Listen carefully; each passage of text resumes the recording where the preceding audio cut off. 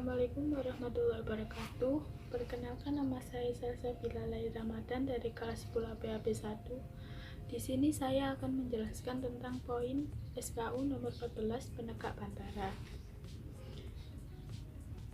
Di sini menjelaskan bentuk pengalaman Pancasila dalam kehidupan sehari-hari.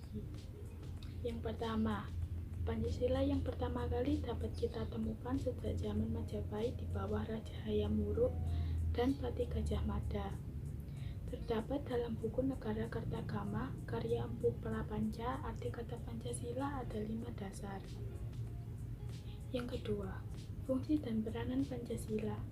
Pancasila diungkapkan dari dan merupakan pencerminan nilai-nilai luhur kepribadian bangsa Indonesia menjadi jiwa dan pandangan hidup bangsa Indonesia. Secara hakiki, fungsi Pancasila mempunyai dua pengertian, yakni Pancasila sebagai pandangan hidup bangsa Indonesia, way of life, dan Pancasila sebagai dasar negara Republik Indonesia. Dasar filsafat negara Pancasila sebagai pegangan hidup yang merupakan pandangan hidup bangsa, penjelma filsafat hidup bangsa dalam pelaksanaan hidup sehari-hari, tidak boleh bertentangan dengan norma-norma agama, kesusilaan, sopan santun, dan hukum yang berlaku. Peranan Pancasila dalam tata kehidupan bangsa Indonesia adalah A.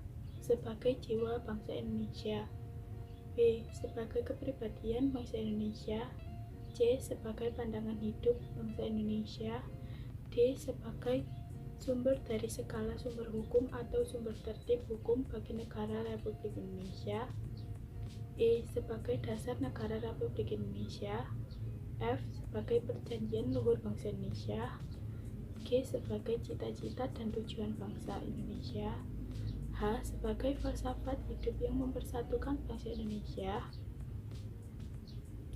Dan yang ketiga, hakikat pengertian Pancasila dan nilai-nilai yang terkandung di dalamnya.